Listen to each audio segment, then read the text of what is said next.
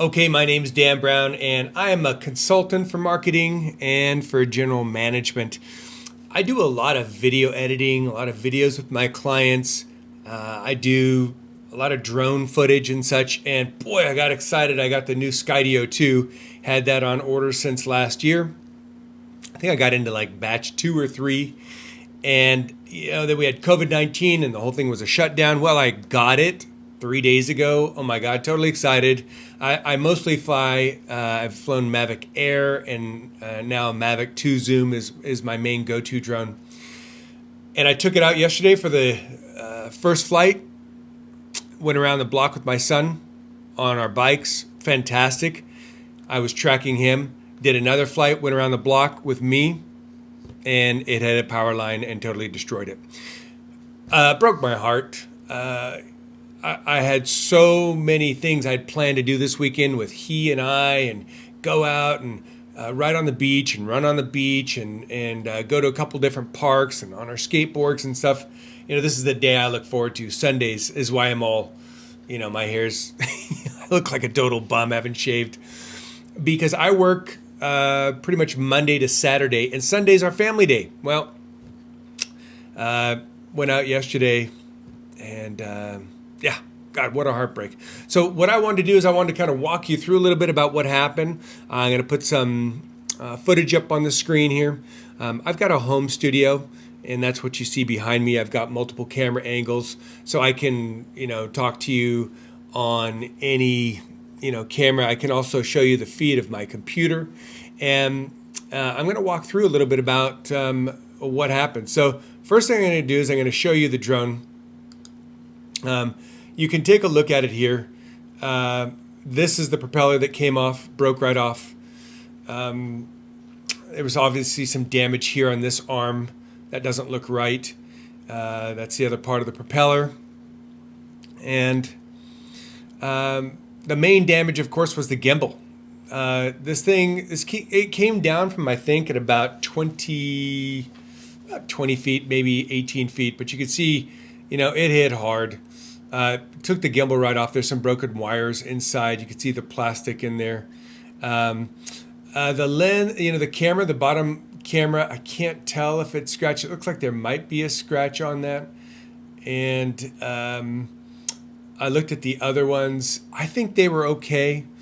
Just looking generally around the drone. The drone is amazing, and I'm going to get into that in a second. I looked at the cameras here. They seemed okay. So it was really just that. Then, of course, the battery came off when it hit the ground. Battery has some damage to it. I don't know if it's fatal. It still shows charge and all that. And so it looks mostly just cosmetic. I don't know if it's, it's a magnetic battery, so it sticks to. So I don't know if there's a problem there. It seems to stick to the drone just fine, but I'm gonna send the whole thing back to Skydio and see what they say. You see a little bit of damage there in the corner. So, I could just tell you that, it hurts, because look at this first flight. I'm going to show you a little bit about what this is and how things were. So I got this thing up in the air, and I'll put in here where the crash was, so you can skip all this. But there's my boy. His name's Boston Brown, and that's me. My name's Dan Brown. And we got into BMX biking a little while ago. And, I thought, well, let's go ahead and do some bike trips. So I locked onto him. And I must say, the ease of which to fly this thing, not having to worry about flying into the side of the house, flying into a tree. I do active track with Mavic a lot. I cannot say there is no comparison. I am so blown away with the technology that it does this. I mean, if you look from a footage perspective, just look at how this thing does. Now, some of the stuff gets a little bit jolty and such, but I just can't tell you what it would take from a cameraman's perspective to grab that kind of footage. It really is impressive. Just blows me away. I take a look at, I'll just come in here and you'll see me a little picture-in-picture here. So here we are flying around. You know, gets me doing a couple jumps, gets him. It keeps a perfect distance. It's a strategic distance. Then when we take a corner here, you'll see here in a second. But you know, it's not just it's steady enough that I can just look at it and enjoy it, and it's active enough that it's engaging. You know, it really keeps things exciting. Right now, I think it's about 10 feet off the ground. I'm 6'2", so maybe it's at its you know, I've set it to its floor, which is I think 8 foot. That's a safety setting, but it comes right under this tree and swings back around. The setting it was on was to be in front of us. So if it loses you, it strategically finds you again and comes around to the front without it looking all weird. I'm just so impressed. The technology here is amazing. Now, if you look at the height that it's at right now, there's no way that's an 8 foot floor, but I did have that setting. I believe I had that setting set, but I didn't mind. My only concern is that if there would have been another person or a car or something like that, possibly. So now look at this. We take a turn. It comes here around the trees, between these two trees, under the wire, around this tree. It's trying to get back in front of us. Sees this tree, swinging around, sees that we just made a left turn, swings around here. Again, a bit choppy, you know, start and stop, but I could use so much of this footage if I just grabbed little key bits. You know, you're not going to take everything. I mean, you're probably already bored just looking at this. It's exciting to me because I love to see myself and my kid. My watch kind of came off a little bit here. So while I'm putting my watch on and restrapping my watch, this thing's just nicely hovering. And, you know, I haven't touched the controls. I mean, how amazing is this? Again, if you're a drone pilot, and I've been flying drones for years now, this is just unbelievable. So again, it finds what direction we're going, gets out in front of us, misses that telephone pole completely. Nice distance between us. The hardest thing is not looking at the drone, not looking at the camera.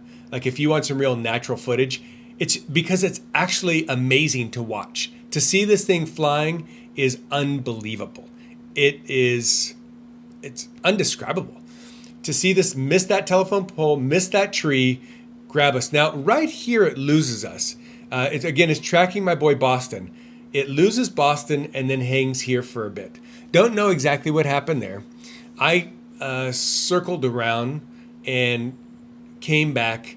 That's one thing you do got to keep an eye on it, because otherwise, I mean, you can hear it. But I think that's how I found out that we had lost it, is I couldn't hear it anymore. So I came in. It doesn't require me.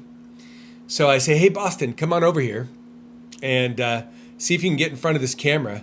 It requires him in a second. Boom. Just grabs onto him. Again, look at that intelligence. So if somebody else came into the shot that you didn't want to have, you know, somebody else could be riding by on their bike and it acquires them. And now your drone's being, you know, it's flying off with somebody else. No, it knew it was him. And I don't know if it identified it by his size, color of his shirt, or what. It is intelligent. Good, so flying in front of us. Now, funny enough, this is right about where it went down. So we did a flight with Boston. It tracked Boston. We went around the block. It was awesome. Then we did another flight with me. And that's when it went down. But right about where we just were is where it went down. So don't know why. So here it is again. Hard not to look at.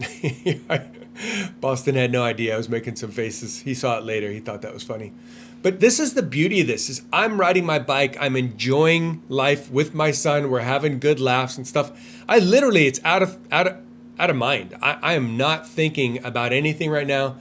I mean, it's the first flight, so of course I'm excited about it and I'm looking at it. But, you know, a couple times I'm doing jumps, a couple wheelies here and there, and you can't do those kind of things if you're trying to wonder if your drone's about to fly into a pole or a tree or whatever. And having a Mavic 2 with Active Track 2.0, it's better than the original Active Track, but there's no way you could do this. There's just no way. even with Active Track and with APAS, if the Mavic pilots out there, APAS, you're nowhere near this. Just look at this. So it hangs up a little bit here, and we thought, oh, it got stuck a little bit. It didn't get stuck. Watch this. It still sees Boston and swings around. Look at this. Look at this shot right here. That shot is epic. This gimbal that it rolls, I mean, it's the only gimbal I know that rolls.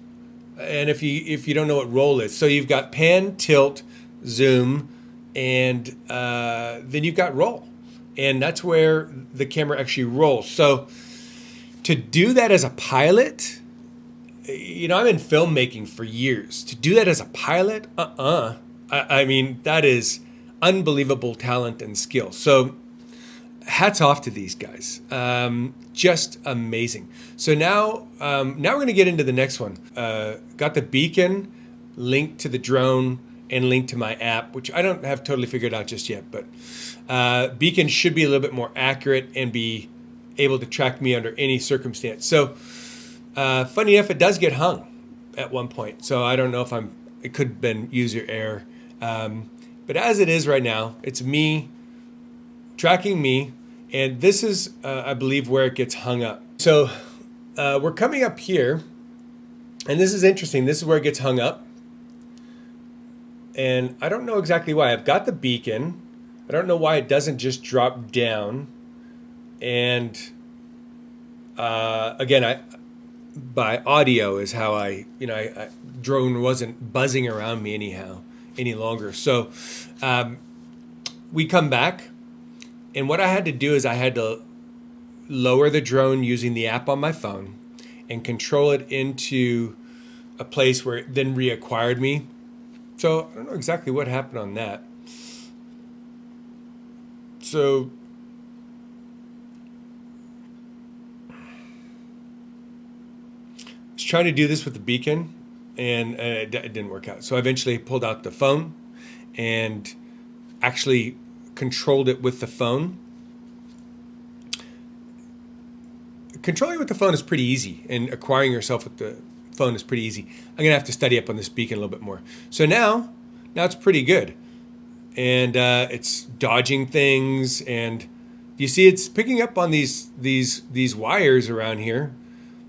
So it's doing fine.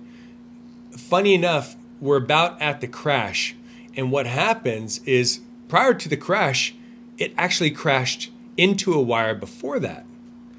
And I thought it just lost us. But in looking back at the footage, no, it actually crashed. It actually hit a wire. I had no idea it hit a wire. I just thought it lost us. Anyways, coming up here. So it's tracking me, obviously. Got the beacon. I move this. You can position this where you want it. And I said, I want this thing in front of me. It went apparently over to about 3 o'clock setting for me. So I was like, fine. Or is that 9 o'clock? I don't know. I guess that'd be 9 o'clock. It's to my left. And without changing anything about the orientation, swoops in here. And this is where crash number 1 comes. Again, I had no idea that it crashed. I was just riding along, and look at this wire coming up. This is the wire where is it this one or the next one? No, it's the next one. So Boston and I were just riding merrily along, and I think it's about 4 o'clock in the afternoon, something like that, 5. Something like that. There's the wire, and it takes this whole thing. I'm riding along, and then I'm like, okay, it lost me. So reacquire. Didn't know how it lost me. Couldn't really hear anything, just that it was back there. And so flew it, got it to reacquire me. Tapped on me. So good, we're good to go. I didn't really know what to do with the beacon, and the app was so much easier to use. So I just used the app. So now it doesn't show the crash. I don't know why it cut out footage right before it, but, and I'll probably stop this beforehand. So it goes through these trees just fine, all good and dandy. And it's not that wire that was a problem, but you see those wires there. If you look right up here, it's that wire that goes across. Very high wire. And the footage cut out there. What happened? Who knows? This is frustrating beyond belief, disheartening. I've been waiting months. I can't tell you how excited I was. And then to have this happen, while we're on our first ride and this thing's zipping around, and to look at this footage is mint. I mean, this is amazing. So, I've got all sorts of clients that I can do all sorts of stuff with on this. I've got personal stuff that I would do with this all day long, and had stuff all planned for the weekend. So, gosh, I just don't know what to do. So that's the story. I'll let you know what happens on the warranty claim. I am going to claim warranty on this, and it hit a wire. It shouldn't have hit that wire. It's a big wire. It's not like a little tiny wire. Plenty of light out. So I'll let you know. I don't want to overthink it because I don't know what I'm talking about, but I'll let you know what they say. Again, I'm totally blown away with the technology. I'm a little bit disheartened that, in one block it hit 2 wires. Again, I didn't know the first one had hit, but I'm a little bit disheartened in that because I thought I could take this anywhere, and that isn't the case. Obviously, I'm going to be very concerned about small twigs, electrical wires, telephone lines. It's a little bit limiting, and there's always going to be something like that wherever you go. Even, mountain biking. I see these great mountain bike videos, but the more I see of those videos, the footage that goes is it's a big open expanse, not so much running through the forest. I'll do some searching and seeing if there's some going through the forest shots and it's picking up twigs or it's avoiding the twigs. But regardless of what it is, it's so far ahead of anything else. I'll adapt and take footage where I can. I love the technology. I love the ease of the app. I just can't, for $1,000, and I got the battery and I got the beacon. So I think I'm at about $1,350, something like that. Compared to what I paid for my Mavic 2, which is an entirely different drone. I would never turn that one in from cinematic perspective and what I can do with that and the programming I can do with that. They are 2 entirely different species, and I have a need for both. But I'm so in love with this thing and so heartbroken on my first day I did that. All right, guys. Well, I'll let you know. I'll let you know what happened. And so far, the customer service from Skydio has been unbelievable. I sent them a query just a few weeks prior to receiving my drone, and I said, "Hey, so where do we stand on this?" I'm really excited, and I got some real communication back really fast. I said, "That's awesome." I asked another question that had nothing to do with my original query, answered that. I had communication back 2 or 3 times with a guy that just had a lot of personality. I think Andy, or I don't know. He deserves to be mentioned, because if the entire company is like that, wow. But you really get the feel that this company is a real company, real customer service oriented. DJI, I haven't had that same experience with. I've never had an issue, a claim with the drone, but I have had customer invoicing and certain things. Almost impossible to reach anybody there. Company almost seems too big. So I really hope Skydio can keep this really personal approach. And I was watching, a mountain bike. These guys I follow, it's a boyfriend-girlfriend mountain bike couple, and they had the Skydio, and they've been doing some great stuff. And I think they even had the CEO of Skydio on there, and just a great company. So I hope they take care of me on this one. I'll let you know, and I'll keep you abreast of the footage here forward. Signing out, Dan Brown. And you'll be coming, if you want to come to my channel, what I mostly cover are marketing techniques, consulting techniques, but I do cover studio stuff. I'll show you stuff about my studio. I'll do a little tour around the studio. This is a home studio I have, and I won't do that now. I'm not going to do that now. I'm not going to walk you through the studio now, but I'll show you around a little bit later. And just other things that I do that are just little hacks on how to be a content creator for others, and tips and tricks. So good to see you here. I'll let you know how this goes. Signing out.